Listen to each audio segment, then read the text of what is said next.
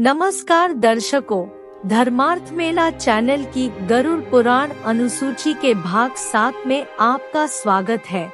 आज की प्रस्तुति में आप यमलोक के चारों दीवारों का संपूर्ण वर्णन जानेंगे और यह भी कि किस तरह की जीवात्माओं को कौन से द्वार से प्रवेश कराया जाता है। आप हमें कमेंट करें व बताएं कि आपको हमारे गरुड़ पुराण के सभी भाग कैसे लग रहे हैं। अगर आपको हमारी प्रस्तुतियाँ पसंद आ रही हैं और आपने धर्मार्थ मेला चैनल को अभी तक सब्सक्राइब नहीं किया है तो सब्सक्राइब अवश्य करें। अधिक समय न लेते हुए आरंभ करते हैं। वह यमपुरी बहुत विशाल है, उसका विस्तार व ऊंचाई हमने आपको गरुड़ पुराण के पिछले भाग में बताया था।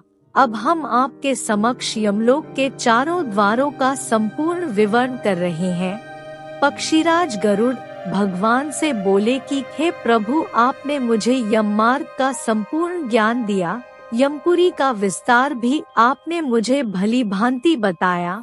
हे भगवान, अब आप मुझे बताइए कि यमपुरी में 4 द्वार क्यों हैं और क्या चारों द्वार एक जैसे हैं या उनमें किसी तरह का भेद है। कृपया आप मेरे इस संशय को नष्ट करें। हे पक्षीराज, आपके प्रश्न बहुत उत्तम है। यह प्रश्न मनुष्य यह जाति के लिए लाभकारी सिद्ध होंगे। तुम इनके उत्तर सुनो। यमपुरी में कुल 4 द्वार हैं। पूर्व, पश्चिम और उत्तर दक्षिण, इन सभी चारों दीवारों की अपनी ही अलग विशेषताएं हैं। सर्वप्रथम मैं तुम्हें यमपुरी के पूर्व द्वार का महत्व बता रहा हूँ। यमपुरी का पूर्व द्वार बहुत ही सुंदर है। वहाँ फहराती हुई सैकड़ों पताकाएं उसकी शोभा बढ़ाती है। नीलम पुखराज और मोतियों से वह द्वार सजाया हुआ है। वहाँ गंधर्व और अप्सराओं के गीत और नृत्य होते रहते हैं। उस द्वार से देवताओं, ऋषियों, योगियों, गंधर्व, सिद्ध मुनि जनों और विद्वानों का प्रवेश होता है। उत्तर द्वार, इस लोक का उत्तर द्वार घंटा, छत्र तथा नाना प्रकार के रत्नों से अलंकृत है। वहाँ वीणा और वेणों की मनोहर ध्वनि गूंजती रहती है। गीत, मंगल गान तथा ऋग्वेद आदि के उच्चारण वहाँ होते रहते हैं। वहाँ महर्षियों का समुदाय विराजमान रहता है। उस द्वार से उन्हीं पुण्य आत्माओं का प्रवेश होता है जो धर्मज्ञ और सत्यवादी हैं, जिन्होंने गर्मी में दूसरों को जल पिलाया और सर्दी में अग्नि का सेवन कराया है, जो थके हारे हुए मनुष्यों की सेवा करते और सदा प्रिय वचन बोलते हैं, जो दाता यानी दान देने वाले गुरु और माता पिता के भक्त हैं, तथा जिन्होंने ब्राह्मणों की सेवा और अतिथियों का पूजन किया है, वह उत्तर द्वार से ही यमपुरी में प्रवेश करते हैं। पश्चिम द्वार, यमपुरी का पश्चिम महाद्वार भांति भांति के रत्नों से विभूषित है। विचित्र विचित्र मणियों से वहाँ सीढ़ियाँ बनी है। देवता उस द्वार की शोभा बढ़ाते रहते हैं। वहाँ ढोल, मृदंग और शंख आदि यंत्रों की ध्वनि गूंजती रहती है। सिद्धों के समुदाय सदा हर्ष में भरकर उस द्वार पर मंगल गान करते हैं। जो मनुष्य भगवान शिव की भक्ति में संलग्न रहते हैं, जो सब तीर्थों में गोते लगा चुके हैं, जिन्होंने पंचाग्नि का सेवन किया है, जो किसी उत्तम तीर्थ स्थान में अथवा कालिंजर पर्वत पर प्राण त्याग करते हैं, और जो स्वामी मित्र अथवा जगत का कल्याण करने के लिए एवं गायों की रक्षा के लिए मारे गए हैं, वे शूरवीर और तपस्वी पुरुष पश्चिम द्वार से यमपुरी में प्रवेश करते हैं।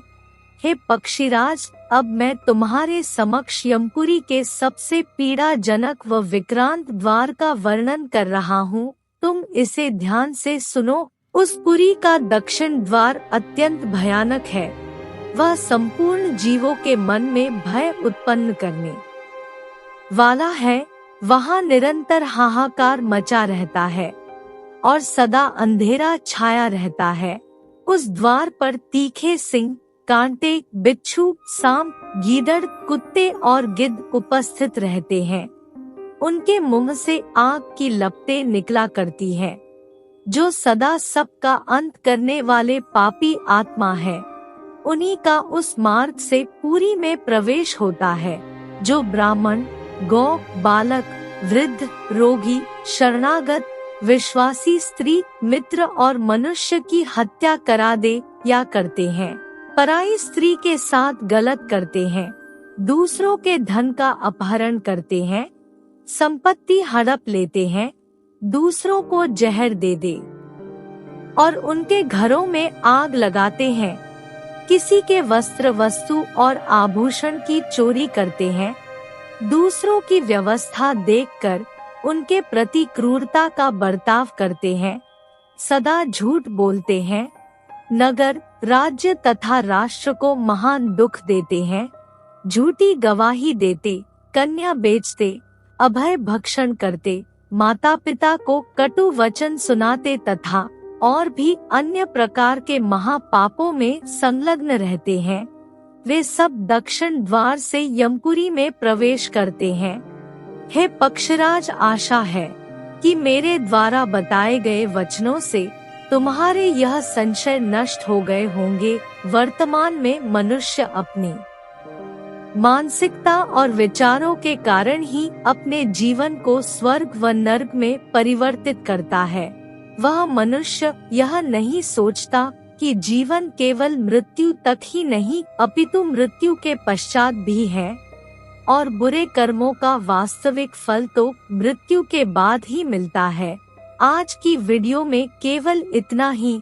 अब हमारी भेंट गरुड़ पुराण के एक और नए भाग के साथ होगी। आज के लिए केवल इतना ही। जाने से पूर्व वीडियो को लाइक करें व चैनल को सब्सक्राइब अवश्य करें। तब तक के लिए जय जय श्री राम।